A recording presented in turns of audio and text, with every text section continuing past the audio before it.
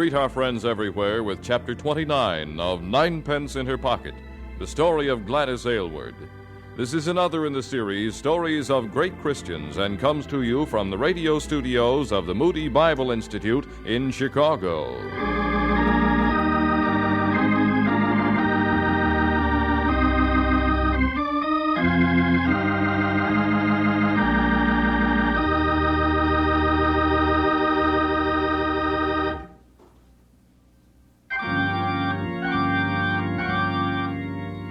The retreat of the Chinese army announced the surrender of Saichao to the Japanese. The citizens who couldn't flee to the mountains waited in terror for the entrance of the Japanese army. Gladys had already sent the last 100 of the orphans to Yangcheng, where they'd be safe. It was her plan to wait in Saichao until the Japanese came, in order to encourage the inhabitants and give medical aid in the bloodshed that would ensue. But her plan was abruptly changed when she was given a Japanese notice showing that a reward of 100 pounds was offered for her capture. Not only was Gladys in grave danger, but so was anyone who knew her. But before she could flee Saichao, the Japanese army entered the city. It can't be too late. I've got to get out. Well, I'll swing around and make it up the back gate. I'll get to the cemetery and hide in the wheat field. Do not go out there! Oh, I can't stop for anything. Japanese, they're entering all the gates. Oh, they see me. If I can hide, the gravestones. Oh, I'm in plain view. There's nowhere to hide. Oh, I'm hit.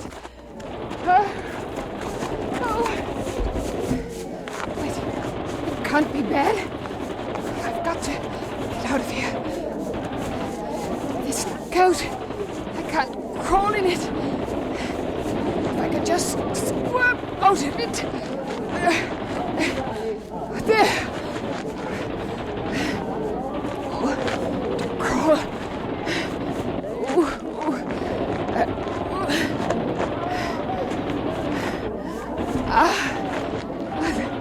The wheat field.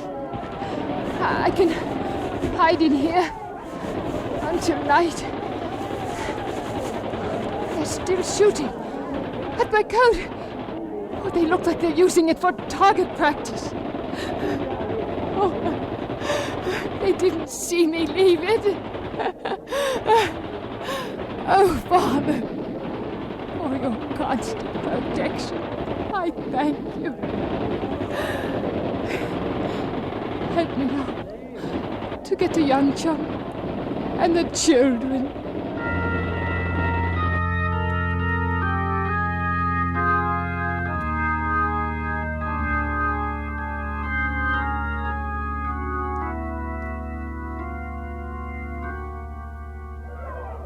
Mother!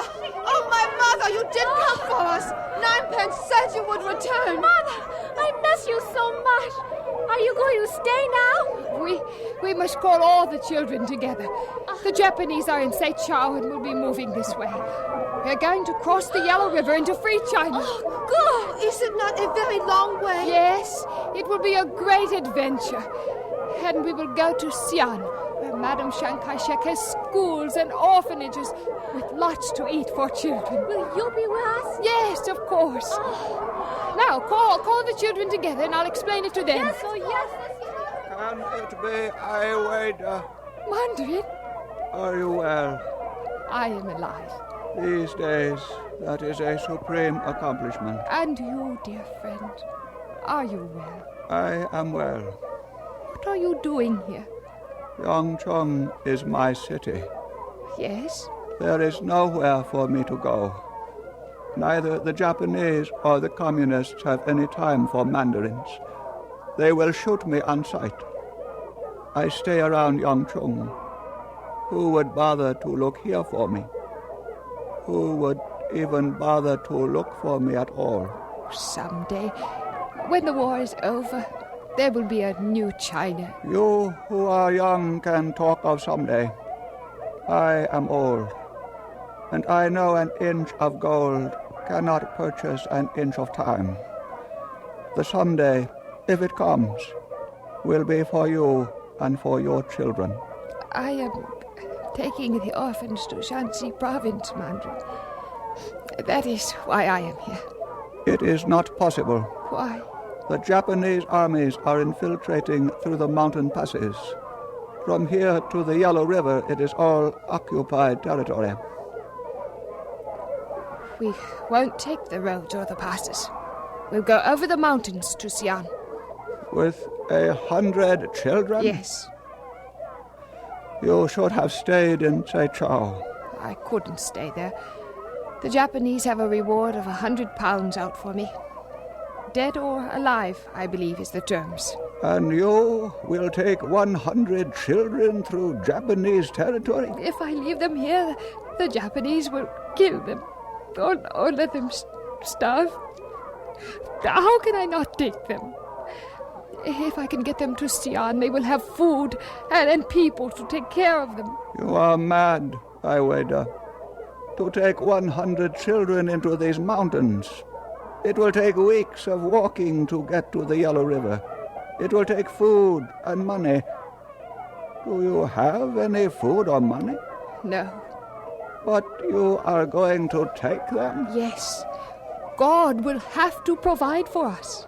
I can't let these children be killed. He doesn't want that. And there is only one way for them. To get them to Xi'an. We are going to start in the morning. God will provide. It does not sound so impossible when you say it. I am not yet accustomed to receiving favors from the one God. When you have been a Christian as long as I, you will look back to many mercies. Perhaps for unusual people, God does unusual things. Perhaps you will get the children over the mountains. But let me be God's first helper. Gladly. I will provide you with 2 baskets of millet and 2 men to carry them for the first part of your journey. Thank you. May God help you. May He give you a safe journey.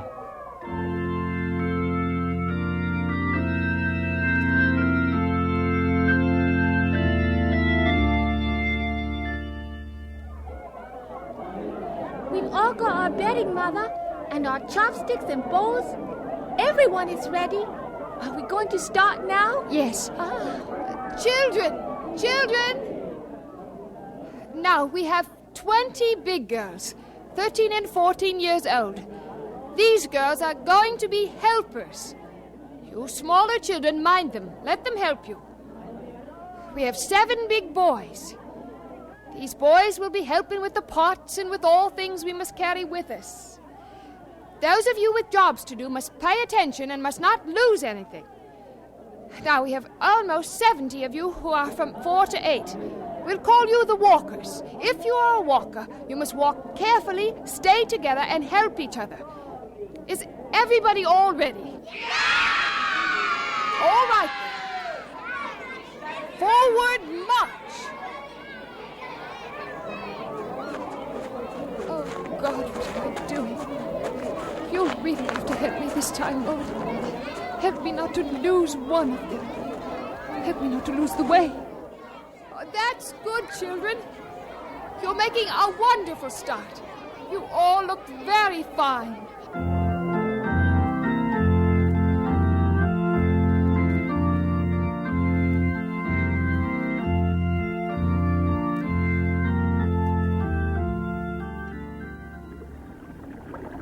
No, children, don't unroll your bedding. We're just stopping for food. We'll be able to walk much farther after we eat. Ninepence, run and ask one of the big girls to bring Matthew to me. I'd like to talk to him. Mother, he's the littlest and he's the most trouble. He won't walk. He wants to be carried all the time. Maybe I can talk to him. It won't do any good. He's just too little for adventures.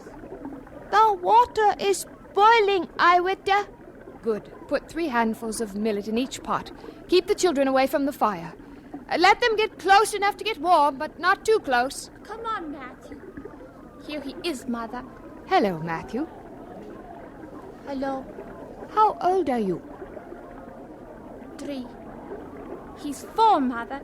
He just had his birthday. 4 is getting very big, don't you think so, Matthew? I'm big. I'm 4-year-old. Yes, and you must try very hard to walk by yourself like the big boys do. You don't want to be carried like a baby. No. We are going to be walking every day for a long, long time. You show me how big you are. Try not to ask to be carried. I won't. You may go now, Matthew. And Matthew, walk close to me and I'll help you if you need anything. He's just too little, Mother. All those little ones are the same, too. They'll never make it. 9pence. The girls are lining the children up for soup. Why don't you get in line? Don't fuss so much about the children. God will take care of them, too. All right, Mother. I hope we can make the mandarin's mill at last. I wonder if I ought to be using it more sparingly. Are we going to walk some more? Yes. My feet hurt. I can't walk anymore. I have a sore on my foot. Let me see it. See? Oh, that's not so bad. I have tummy ache. We have been walking all day. Have you had supper? No. I lost my ball and the girl would not give me any. Oh, here's one. Bring it back. I have tummy ache. Have you had supper? Yes. That's what gives me tummy ache. Lie down for a while. Oh, what's the matter with you, Mean? It's going to get dark. You're not afraid of the dark. In mountains, I am. You sleep by me. You'll be all right. No, I won't. You cannot make dark go away, can you? No, not your kind of dark. Children, come around here. That's right. Make a circle now. Make a circle. I think I'll teach you a happy song. Good. Everybody ready? Yes. All right, now listen.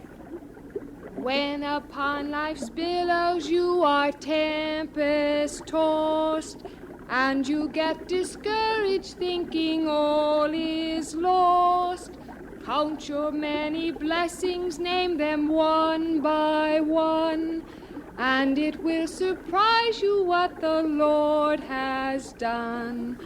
Count your blessings, name them one by one. Count your blessings, see what God has done. Count your blessings, name them one by one. Count your many blessings, see what God hath done. All right now, let's sing the chorus together, children. Count your blessings, name them one by one. Count your blessings, see what God hath done.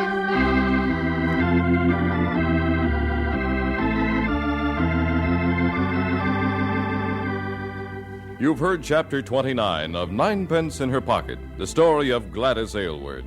This is another in the series, Stories of Great Christians, and comes to you from the radio studios of the Moody Bible Institute in Chicago.